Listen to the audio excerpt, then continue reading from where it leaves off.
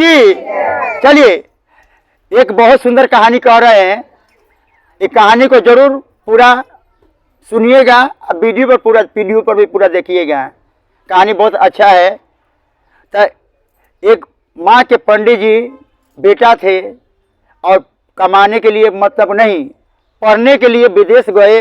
और जब विदेश में जाके काशी में पढ़ लिख के जब अच्छा आदमी बन गए, और जब पंडित जी लौटने की तैयारी कर रहे हैं, जब नौकरी चाकरी हासिल हो जाता है, पढ़ लिख के अच्छा आदमी बन जाते हैं, और जब घर आते हैं तो अपने दोस्त यार से मिलने लगते हैं।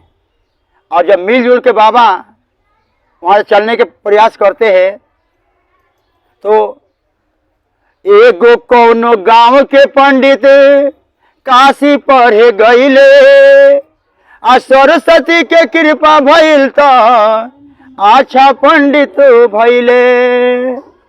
जब सरस्वती माता की कृपा से वो पंडित पढ़ लिख कर अच्छा आदमी बन गए, मतलब कि नौकरी चाकरी हासिल हो गई। तो कुछ दिन में घर के आवे के तैयारी भइले, हित मित से मिले लगले, स्वागत भइल बड़ा भारी से।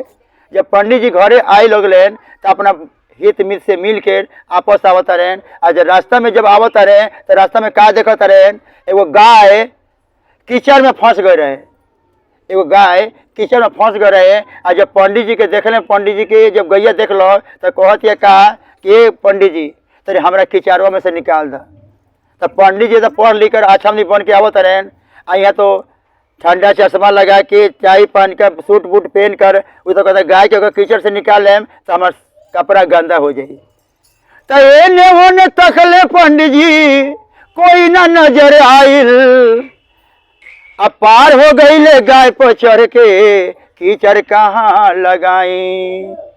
पंडित जी एने ओने तकले, कोई नजर ना आइल। अब पंडित जी निकाले के बदला और गैये पर चढ़ के पार हो गई ले। और जब गाय पर चढ़ के पंडित जी पार हो गए तो गैया शराब दिलक, जाए पंडित जी तो पढ़ाई लिखाई तो कौन काम के। जब तू तार पढ़ाई लिखाई करके पूरा अल, एगो बढ़िया कर्तव्य ना कैल, हम जा तरह के शराब देता नहीं। जैसे तार बियाह होई आ कन्या लेके जैसे कोबर घर में जेब, वैसे पैर चौखट पर पड़ते तू गधा हो जाइब। अब क्या होता है, जब घरे अली तो मतारी आवतारी, बाबू के मुँह सुखतारे तो कहा गावतारी कि कवने करना बाबू के ओठवा झुरैले, कवने कारणे बाबू के देहिया दूबा रहिले, कवने कारणे। माई पूछो बाबू तार वोट कैसे झुराइल बा, तो मुँह कैसे सुखल बा, से बताव। तो झूठ बोलता ना पंडित जी, क्या कहते रहे, रहिया चलत मैया लगले हरनिया, यही रे कारणे मैया मोरा ओठावा झुरैले, वही रे कारणे मैया मोरे ओठावा झुरैले, वही रे कारणे। तब क्या होता कि मनही के बात मनही में रख ले पंडित जी, आ मैया से न कहले, आ सुनिए मैया तो रोए लगिए, दुख से दिन बीतिए। मन के बात पंडित जी मन में रख ले, माई से ना कहले कि अगर माई हमारे सुनी तो माई दुखी हो जाई। अब तो पंडित जी पढ़ लिख कर जब हासिल करके अइले तो घर में अगुआ लोग शादी करे खातिर आवे लगो। पंडित जी आज के सदिया ना होखे, लेकिन बर्मा के लिखल के 400 गत कतनो कोशिश कर ले पंडित जी, आखिर में विवाह हो गए। और जब विवाह हो जाता और जब कन्या के लेके घर आवता रहे, आ गेट जोड़ा के ऐसे कोबर घर में जाता रहे, चौखट में लात धरते पंडित जी गेट जोड़ैले गधा के रूप में हो जाते हैं। अब क्या होता, अब तो वो बेचारी जहाँ जाए, जहाँ लोग ओकर देखे, बाकी बेचारी मंदिर जाए, मस्जिद जाए, तीर्थ यात्रा जाए, कहाँ जाए कि हमारे पति गधा से आदमी हो जाए। तो सब सखी लोग पूछे, हमके बताव गोरिया एक बेरिया, काहे गधा से भइले तोहार सदिया।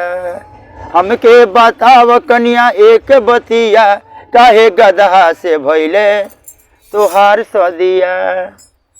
अब बेचारी मंदिरे मंदिरे जहाँ भजन कीर्तन होके, जहाँ मंदिर होके, जहाँ बेचारी लेके घूमे लागल कि कही तो जाए बाबा के कृपा हुई तो कल्याण हो जाई। एक मंदिर में गईल, वहाँ के पुजारी जी कहले अरे कैसे भाई बोर्ड वही लाइन नहीं आवत, पहले अपन खत्म करिए ना। तब क्या होता है पंडित, तब क्या होता है एक मंदिर के पुजारी रहने ना, पंडित जी कहले कि ये 24 गो लगातार 2 साल तक ये 24 गो लगातार 81 व्रत कैले होई तो 1 लोटा गधा पर पानी डाल दे तो पंडित जी गधा से आदमी हो जाइए। लेकिन ऐसा आदमी मिले कहाँ। तो एगो बूढ़ी माता थी, वो 24 गो लगातार 81 व्रत की थी, और वही 1 लोटा पानी गधा पर डाल देली तो पंडित जी गधा से फिर आदमी बन गए। तो जैसे उनका किस्मत बदलो से भगवान सबके किस्मत बदले। हम लोग के चमड़ा के मुंह है, कोई के हंस देते हैं, कुछ भी हंस देते हैं, लेकिन अपन जिंदगी कोई नहीं देखा है कि कब हम पर क्या बीतेगा।